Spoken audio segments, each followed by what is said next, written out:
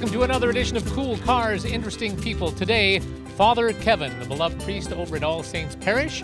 We'll have a chat with him, talk about the Catholic Church, we'll talk about your spirituality and all sorts of other things. Why am I already feeling guilty about this?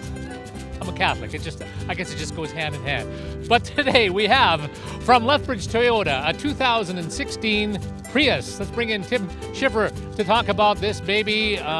This is basically Toyota introduced the first mass-produced hybrid car, which of course means that it's half gas and half coal, right? Not quite. half gas, half electric. Oh, yeah. Okay. It actually uses a hybrid synergy drive that uses 3 different systems. So it's something that came across and mass-produced. First hugely successful mass-produced Prius came to market about 2003, 2004. Right. Yeah. And so the 2016 model, what's new? What's exciting about this one? This actually is the first example of a vehicle built on Toyota's new global architecture. It's a very important chassis that many different vehicles will be based off of, and this is the first iteration of that. So that's really important to us. So explain the advantage of a hybrid car. What happens inside? Well, basically, our system is a hybrid synergy drive. It was the first system developed and mass-produced. It uses a standard engine and an electric generator, and those 2 systems, along with the battery, work together to propel the vehicle forward just like a normal system. And the difference is there's no range anxiety with this car, meaning you just put gas in it and drive it. There's no difference. It feels a bit different when you drive it, but you don't have to worry about a battery running out of juice or anything like that. You just drive like a normal car. Now, you did an interesting experiment with some university students. Talk about that. Yeah, we're going to launch this fairly soon. We did a video with some management students at the U of L. I sent 4 of them on a trip with a full tank of gas. They drove 970 kilometers on about $38 worth of fuel. Wow. It took them all day. They drove all the way into the mountains, all over the place, and it was quite the journey. I got Twitter updates the whole day. It was pretty neat. Oh, nice. They went actually with this car. They went really far. So. Talk about all of the different options inside, because you can put it on different modes depending on what how much you want to save energy. Yeah, so the biggest thing about hybrids is that you need to obviously save as much fuel and be as easy on the environment as possible. And the car itself is designed to basically train you how to drive better. So there's a few different things in place. So there's fuel economy diary in place. You can put the price of gas into the car, and it'll tell you how much each trip you took cost you. Also, there's different drive modes. So if you're trying to save as much fuel as possible, or hypermile is the actual trendy word for that, you can set it up as eco mode. There's actually EV mode, which means that the vehicle will preference its electric mode only until it runs out of juice, where the engine actually has to kick in. And there's the opposite of those 2, which is the power mode. So if you do need to get on the highway and actually get up to speed, the acceleration of this car is very similar to a 4-cylinder Camry or 4-cylinder Corolla. So it's really there's no downside to that in terms of being slow. So. Yeah. Do I need to pray that we can finish this whole thing today, or are we good? I think you'll be good, especially with a priest in there. It should help you. Right, yeah. Let's go find Father Kevin.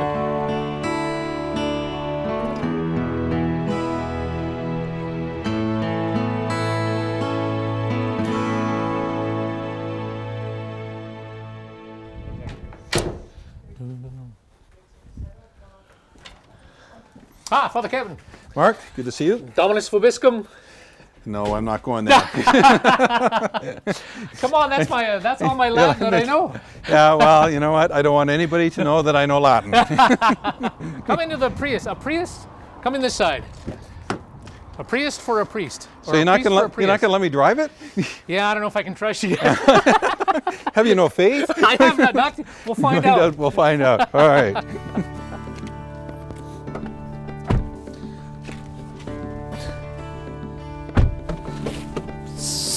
Got your seatbelt on. Good for you. All right. Yeah. Okay. That's important. Okay. Well, safety first. Safety first. Oh, we'll turn that down. Turn that off. Okay, so you just go there to drive, and then we're ready to go. These things are crazy. Mm-hmm. I think. Oh, you got to go down. Yeah. Yeah. There we go. And the electric motor is on. Yeah. So you can see all of the different functions. You can do stuff there.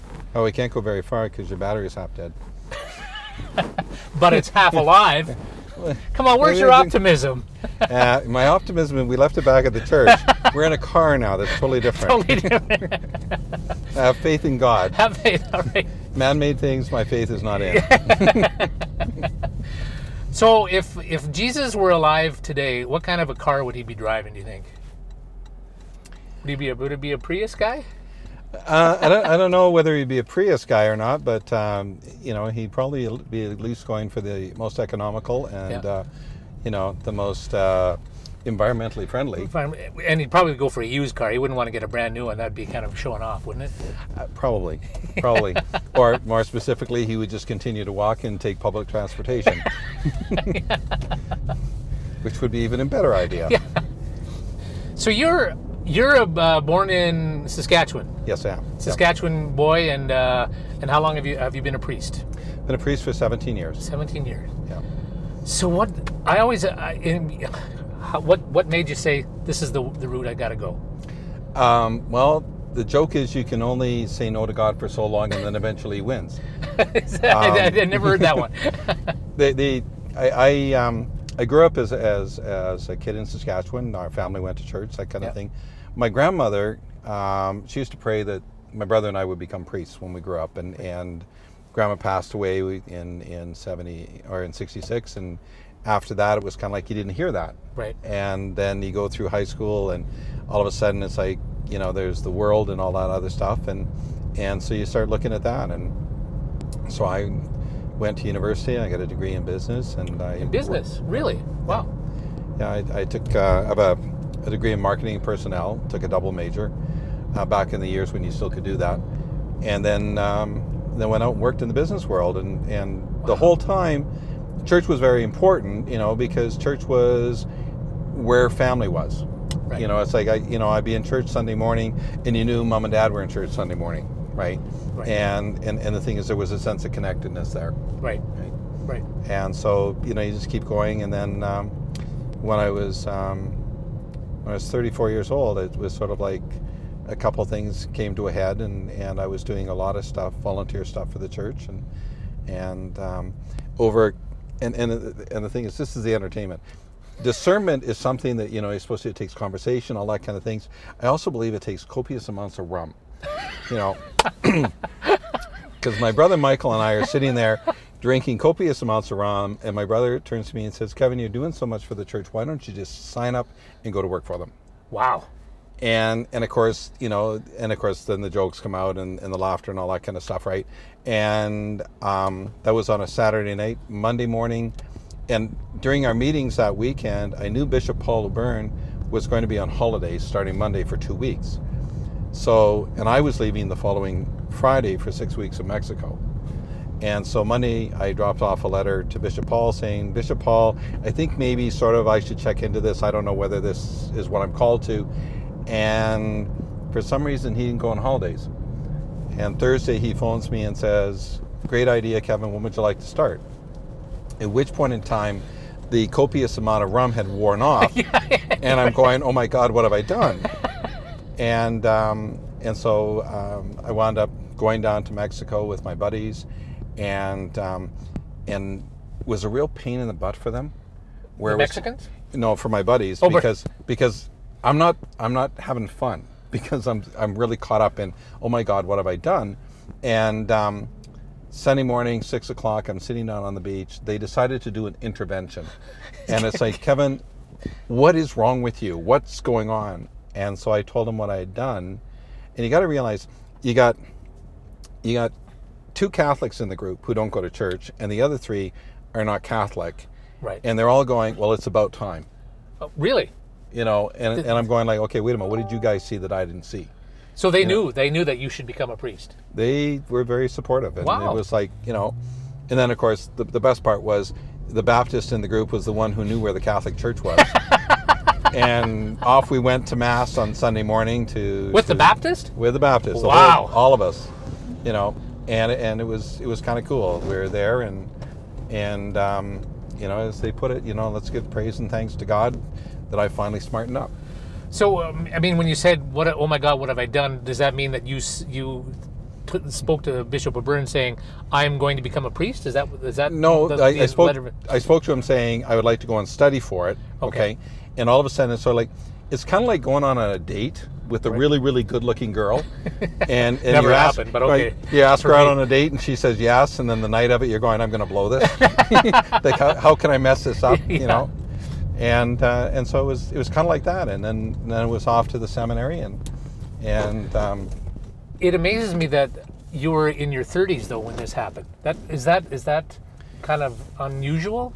It's kind of unusual. There's actually there's more older guys going into the priesthood now.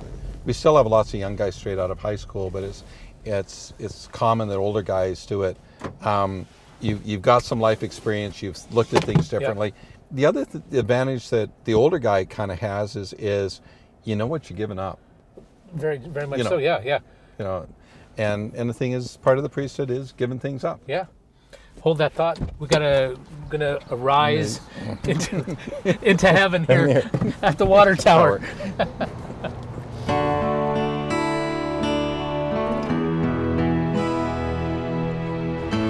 So here we are. This is actually an Italian cafe. Did you know that? No, I didn't know that. So we can pretend we're in Rome. Yes, we can. Oh, here comes the Pope. Grazie. Thank you very much. You're welcome. Thank you.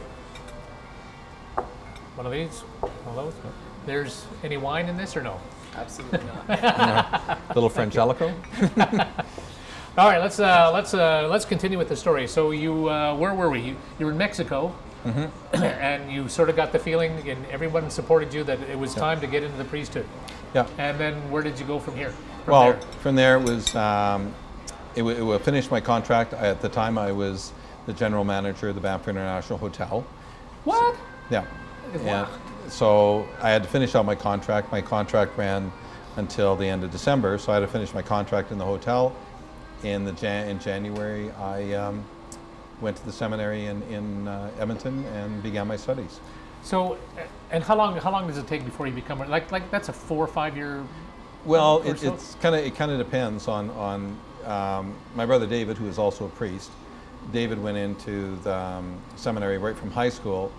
He did 12 years, right? And 12 years after high school? Yeah.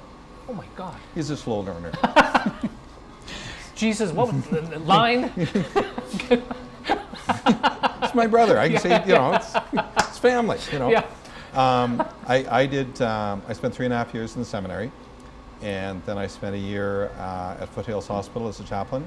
Right. And then I spent a year with the Calgary Catholic School Board as a chaplain in the schools. And then after that was ordained in 1999, ordained to the diaconate in March, and ordained to the priesthood in June of '99. So anytime in that period, was there a moment where you said, "Oh boy, what did I do"? Actually, no. It was like when I went to the seminary, I was questioning, right, and a lot of what have I done, yeah. right, but as soon as I got to the seminary, it's like, no, this is where I need to be right now, yeah. right, and it was sort of like I'm discerning, and after 3.5 years, I pretty much I believe I'm called to the priesthood.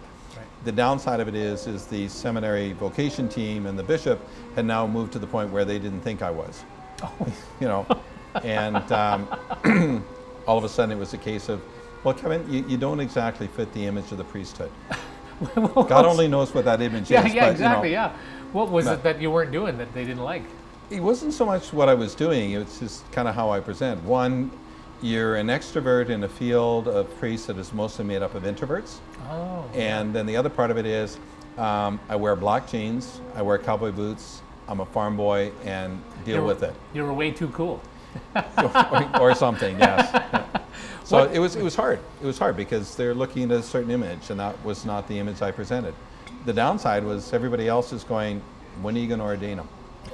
Yeah. Yeah. And when I was working with the school board, I went to Bishop Paul retired. Bishop Henry came in, and I met with Bishop Henry a couple of times, and he read through my file, and one of the things he found in my file is a lot of letters that said, Kevin doesn't really fit the image of the priesthood. And so I'm sitting with Bishop Henry, and Bishop Henry's comment was, well, you know what, Kevin? I don't exactly fit the image of a bishop. I think we'll get along fine. Oh, excellent. Great. And so he moved it along, and 10 months after ordination, I was sent to Southeast Calgary, Mackenziestown, to build community and build a church there. Yeah. And I spent 12 years there, and then from there, I was called to the bishop's office and said, we need somebody to go to Lethbridge, and I said no. And then I got Kevin, do you not think I consult with the Holy Spirit? At which point in time I've learned that you say nothing, you know, it's like, and so here I am, you know. So this, you kind of went into the fire here in Lethbridge, because at that time, I think, was that the whole St. Pat's controversy too? St. Pat's had been closed for about a year, and people were very upset about that. And so you say, here I am, folks, deal with it. I don't fit the image of the priesthood, and it's all fine. And the thing is, like, you know, the issue with St. Pat's is slowly playing its way out. You know, I pray to God that within a few months, I really hope that it's all settled. You know, the congregation, the clergy is looking at the issue now. When they come out with their decree, then we move on, whatever it looks like. Do you have a view on either side of the church? Like, do you want it to stay, or do you want it to be permanently shuttered and get a brand new facility? Well, I think we seriously need a new facility. The biggest problem that, like St. Pat's, St. Basil's, Assumption, none of them have parking, none of them have meeting rooms. You know, what they do have is inadequate. The Pope Francis, Pope Benedict, John Paul II have all told us that we have to move forward, that we have to become the church of the new millennium. Well, the new millennium is offering Bible studies, it's offering parenting programs, it's offering all kinds of stuff for the people, because for years we haven't fed the people, we haven't given them what they're looking for, and we watch them drift away to other denominations because they're getting stuff. We watch a lot of our young people drift away to other churches because they have programs for kids or they have programs for youth. And we're sitting there going, well, you know, we have no space for them. We have no place for them to meet. We don't have some kind of a rec area for the kids. And so we need to move forward. The evangelical movement in Lethbridge is pretty big, would you say? Yeah. Which, if you're strictly a spiritual person, or if you just want to have the Spirit of God, that's not a bad thing, is it? No. From a Catholic point of view, other than, you know, fewer people are going to church in the Catholic Church.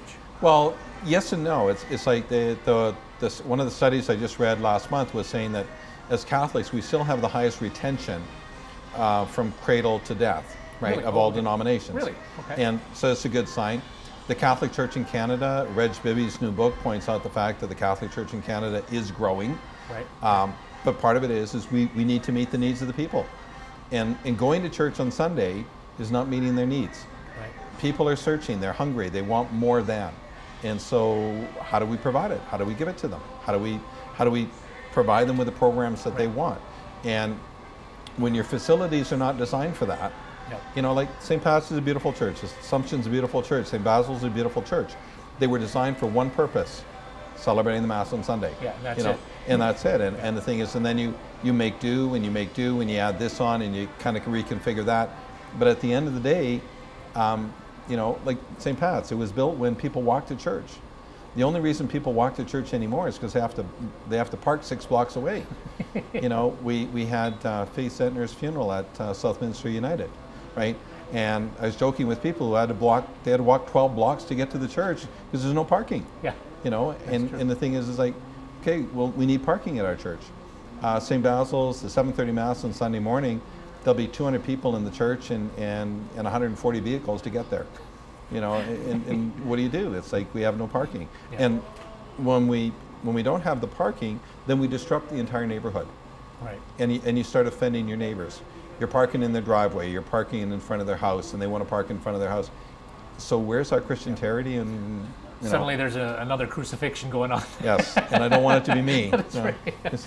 You know, I remember the thing about the Catholic Mass is it's pretty I mean, I have to admit I don't go to Mass as much as I used to. And I remember as a kid that it was pretty much the same thing all the time. It went on and on. And I remember being on the youth council. Mm-hmm. And I remember being in a meeting. I said, you know what you got to do here is you got to spice up the Mass. You got to have a couple of show tunes here. You have to present maybe a little play over here. Maybe you have to do some of this just to give them some pizzazz. Yeah. They looked at me very, very strange.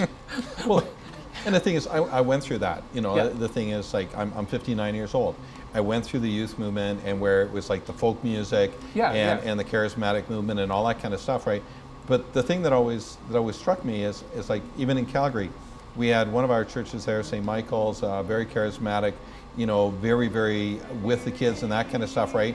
And where are the kids? Kids are down at St. Mary's because the Mass is the Mass. You know, it's like, you know, what do you come for? You come to receive the Eucharist, you come to receive the word of Scripture, right? If you went to church every day for 3 years, you hear 80% of the Scripture, the Bible, proclaimed in the church, right? So they're coming to be fed, they're not coming to be entertained. Right. And the thing is, if they're just coming to be entertained, then when the entertainment doesn't fit their style, that's when you lose them. And so it's like, well, no, I'm not here to entertain you, right? I'm here to try and keep you awake. But you know, it's and that's part of it as a priest. It's like, you know, you have to use the gifts that God gave you to reach out to the people and that kind of thing. But at the end of the day, it's like the Word of God and the Eucharist, the Word of God and the Eucharist. And that's our training. That's what we're raised in. Where do you come on it? Like half of it is you need to entertain in your sermon, for example. Yeah, you have to throw a couple of bones, I would imagine. Yeah. But you maintain the integrity of what the sermon is about, right? Oh yeah, of course. Yeah. You know, and the thing is, like we all, you know, like I know some priests, they have one or two jokes. Yeah. Okay. Guy walks into a bar. Yeah. I'm not sure about that one. It's more like a guy walks into the church. Just can't find him some days. You know. And so, you know, like some people use a joke, some people, you know, will use questions. We all develop a technique, right? It's sort of like your flavor, your style, whatever, you know. And the thing is, for myself, I memorize my homily. Oh, do you? And then really? No, every week? Yeah. Wow. It's one of the greatest gifts. The greatest gift of the confessional is your short-term memory disappears, you know. And so the thing is, like, I'll memorize my homily. Do not ask me on Monday what I preached on Sunday, because I've already forgotten it because I'm moving on to the next Sunday. Wow. You know, and it's kind of weird because people will say, well, Father, you know, when you said such and such on Sunday, and I'm going, okay, give me more information because I've forgotten. You know, I'm already moving on, people. You know, it's like, and it's a different style. It's a different way of doing it. Okay. I look at it, that's the gift that God gave me, and so I'm going to run with it. Yeah. And you know, part of it is, the other side of it is, because I memorized it, I can look at the people, and I'm looking out of the congregation, and the thing is, you're not looking at your notes saying, where the hell am I here? Yeah, because when I see Fred falling asleep over on the side, then you raise your voice a little bit and wake him up, you know, or when you kind of realize that everybody's got their head down like this, and you're wondering, okay, are they looking at their smartphones or what's going on here? You know, you can engage them, right? And when you look somebody in the eye, it's engaging, right? And when you're looking at the people, it's engaging, right? Also, then you get immediate feedback. Right. Are they actually on the same page as I'm on? Yeah. Right? And sometimes you're looking out and it's like, well, you know, this one is going nowhere really quick. That's right. You know? But most of the time, you know, you can tell. It's like, are they with you? Yeah. You know, it's like a good politician. You know what you're getting through. Mm-hmm. Yeah. You know what I admire the fact that, you know, you had some life in you before you became a priest. Yeah. I do think that's important because you actually considered getting married, or you were close to being married. Yeah. Do you think that's important in being able to present another message, you know, when you're dealing with couples, for example? Well, part of it is you kind of walked in their shoes. Yeah. You know, exactly. It's sort of like, you know, when you know what it's like to scramble to pay the mortgage. Yeah. You know, when you know what it's like to, you know, it's like the you know, when you want to ask somebody to marry you, and then you find out that it's probably a bad idea. Right. You know, right. And the thing is, you know, I had bought the ring. I was all set to propose, and then her sister said, probably not a good idea, Kevin, because there's no way our dad will let her marry a Catholic. You know. Wow. Yeah. And of course, in talking to her, it's like when she found out that her father would not support her marrying a Catholic, that killed it. Yeah. And it's over. And you know, so it's like you discover what the hurts are.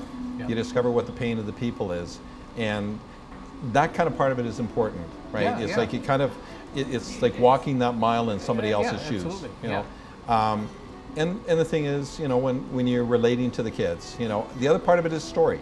You know, I've had those experiences. You know, it's like, you know, when you've been fired. Okay, you know, one of the best things about the priesthood You know, You don't get is the fired. fact they can't fire me. Yeah. Right. and my benefits are out of this world. You know. You know. So you know, I got them made. It's Yeah, like yeah, you know, yeah. it doesn't matter how bad a priest I am. They kind of stuck with me. You know. And the thing is, in the business world, they can fire your butt. Yeah, yeah. And when somebody's been laid off or somebody's been fired, you know what? I know what that's like. I can relate to that. Yeah. You know, been there, done that. You know, how do you move on? You know, and how do you recognize the fact that, you know, my identity is not defined by what I do as work. Right. You know, my identity is different. And that's what's helpful in the priesthood, because my identity as a priest is not my work, right? Priest is my vocation. Being a priest is the same as being a husband, being a father, right? It's a 24-hour a day for the rest of your life thing. Right. You know, it's like you go to Vegas, you're still the husband and dad, right? It doesn't matter what, you know. Doesn't matter where I go in the world, it's like I'm a priest. That's what I am, Yeah. right? And I can't deny it, I can't hide from it. My job is pastor of All Saints Parish, right? Some days I want to leave that behind, you know, and you want to walk away from that. Especially Fred there in the front row. Yeah, you know, I was like, Hey. come on, Fred, wake up, you know. and so, you know, there's parts of it, you know, it's like, you know, some days you probably didn't like going to work.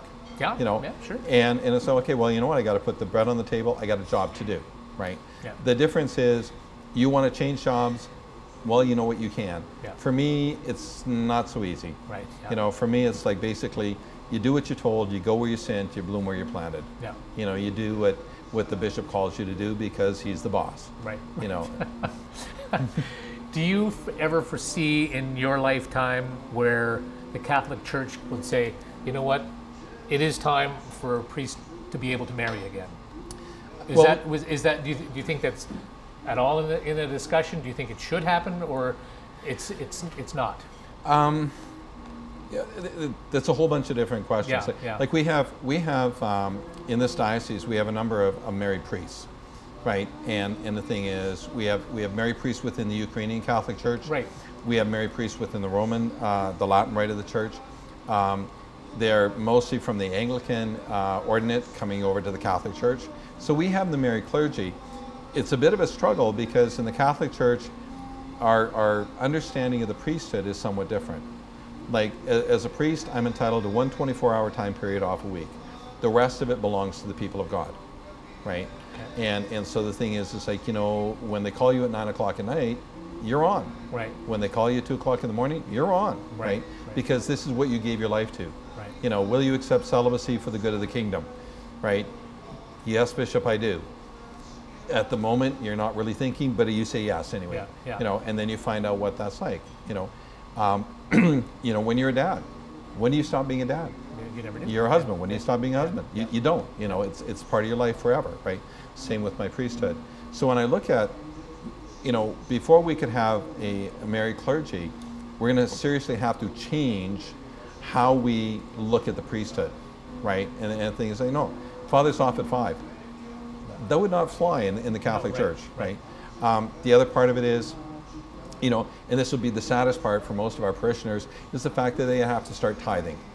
Oh. You know, because you know what, if I'm married and I got kids, okay, I'm going to want to see a major increase in my salary, because how am I going to put them through university? How am I going to take care of my wife? You know, and funny, all of those other things. Never really thought about it in those terms before. Yeah. You know, and the thing is, the very practical things come into play, right? Spiritually, you know, okay, there would be great benefits to it. You have a spiritual partner, okay? It's kind of nice to have that woman's perspective, though. You know, in the priesthood, as a celibate priest, one of the advantages that you have is like you have like 90% of your parish who help are women, and they're all quite willing to tell you what to do. You know. So basically, you're married. You know, and the thing is, not necessarily a bad thing, because their feedback is excellent. Yeah. Because I don't think like a woman, right? And so when Mrs. Smith comes and says X, Y, and Z, Father, you're going, oh. Sorry, didn't think about that. Yeah. Okay, yeah. Thank you very much, yeah. and I appreciate your input. Sure. Right, because no, I don't think that way, you know. And you have to recognize you need all of these people, the men and the women and the children of the parish, if you're going to be a good pastor. Yeah. You know. Yeah. So whether we have a married clergy, you know, the Anglicans and the Catholics did a study on it a number of years ago. At the end of the study, the Anglican Church took the position that there's nothing in Scripture that says we can't, so we will. Right.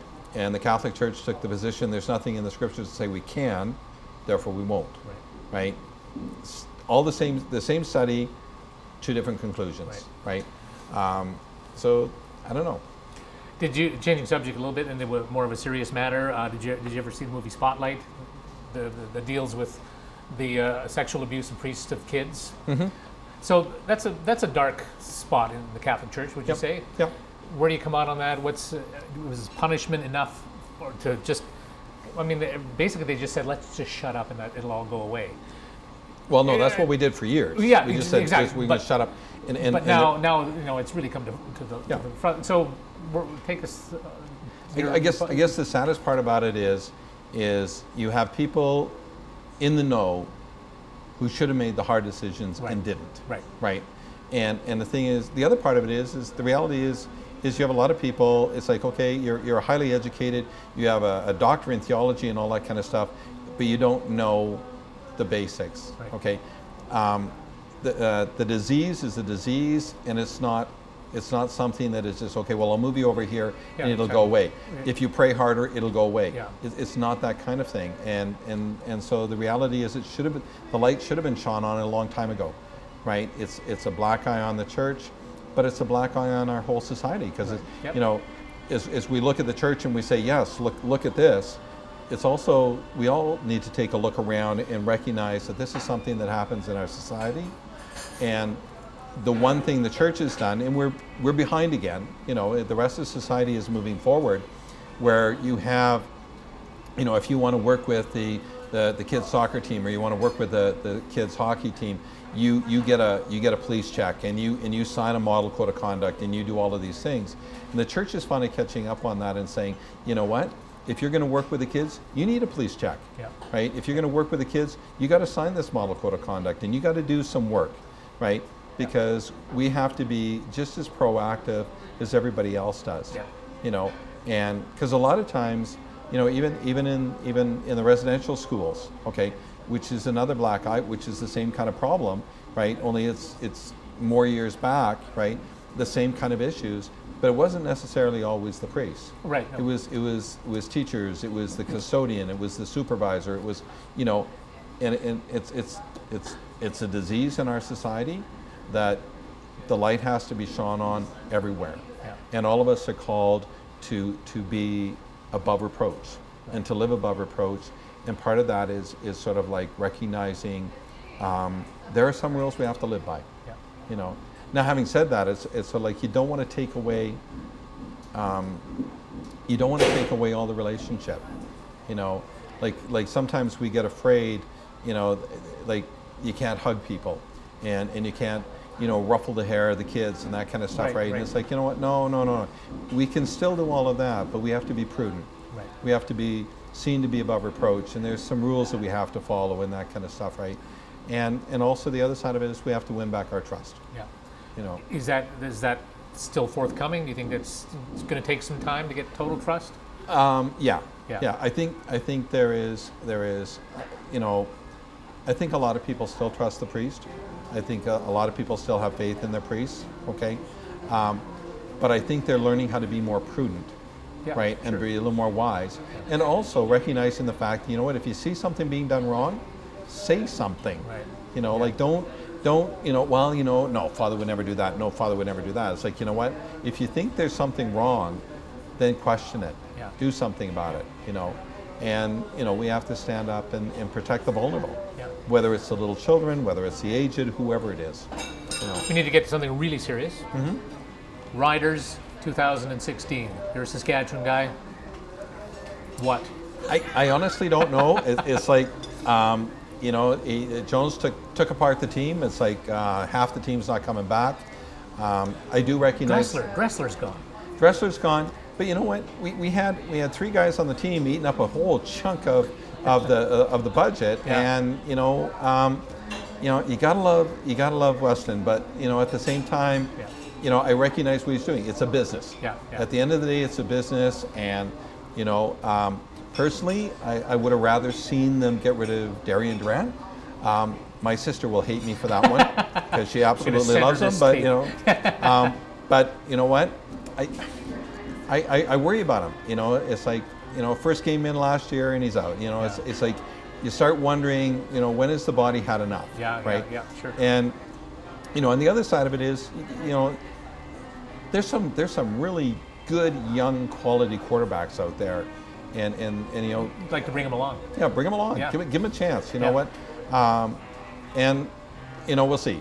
We'll see. It's, you know, in many ways, it kind of looks like it's you know, you don't want to call it a rebuilding year, but it sure is a retooling. Yeah. And of course, you know what?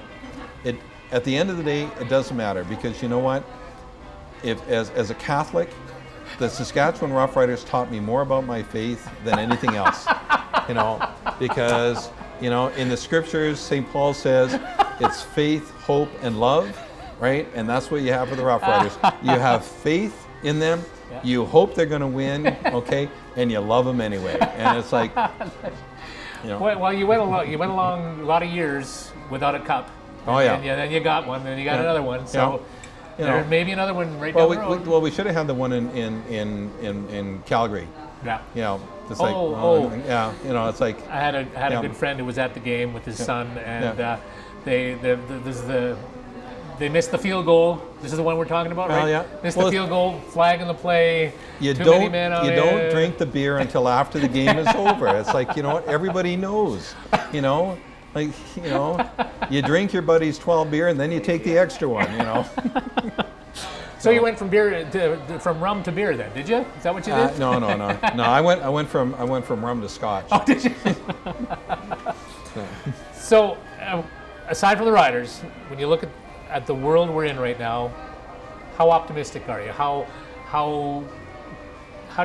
does it look for you? It's like, especially, I've got a granddaughter, just brand new. You know, she's a couple months, 3 months old. What's the future going to be like for her? Well, the thing is, it's a work in progress, right? It's like, you know, you've got people out there, you know, saying the end of the world is coming and it's coming right away, and it's like, oh, give me a break. You know what? I've been saying that. You know, Jesus said nobody knows the hour or moment. As soon as you tell me when the hour or the moment is, I know it's wrong, because Jesus said nobody knows. Yeah. So okay, you know, right, like, and the thing is, you know, part of it is our world is growing up, right? And the thing is, we've been through that stage where we weren't very good stewards. We weren't really taking care of the environment. Well, now all of a sudden it's like the environment is beating us over the head, right?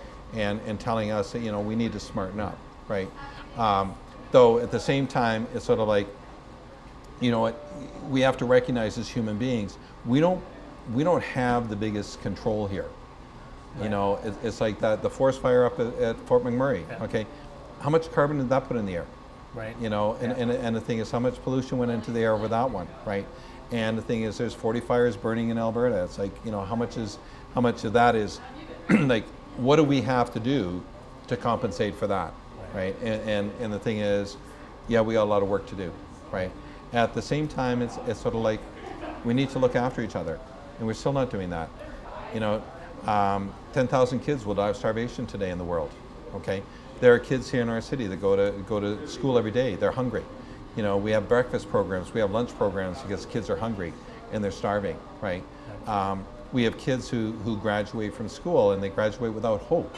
Right, because they don't see, you know, well, what's in it for me. Right, and we still have a lot of work to do there. But at the same time, it's like, you know what? We are making headway. We are getting better, okay? We're just kind of, we're like stupid teenagers, you know? Like, you know, it's like, you know, you look at a teenager and you have this incredibly beautiful, wonderful person who is just incredible, right? And then they do something and you're going like, you're an A student. How did this happen, right? And it's sort of like we seem to have it all together, and then something goes wrong. Yeah. You know, and you know, there's lots of positive things happening. There's other stuff that's going sideways on us, but at the end of the day, it's like we have hope and prayer. Yeah. You know, and you know, I look at somebody bringing a child into the world today, you know, and I have hope for that child, because that child has the potential of having something better. Right. right? Right. You know, I look at what I grew up with. I don't know what you grew up with. You know, I make the joke about, you know, had to get off the farm before, you know, I found out what an outhouse wasn't. You know, Yep. you know, those are the kind of things. And we move forward, and we move forward, and we move forward, right? But some of our moving forward is not helping us, and we're slowly discovering that. Right. You know, This has been highly entertaining. The Lord be with you. and with your spirit. The interview has ended. Go in peace. Thanks you be so to God. much.